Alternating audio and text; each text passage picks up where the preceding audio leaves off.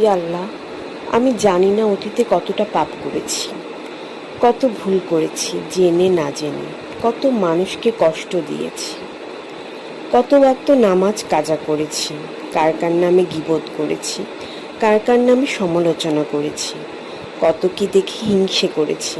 আস্তাগফিরুল্লাহ।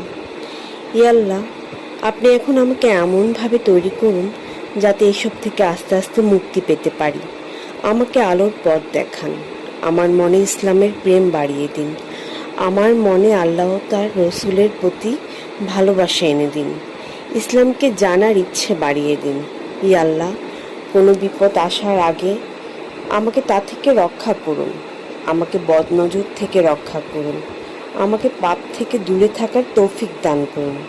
ইয়া আল্লাহ, আমার ঈমান বৃদ্ধি করে দিন, আমার মনকে নরম বানিয়ে দিন, আমাকে বেশি বেশি তওবা করার তৌফিক দিন।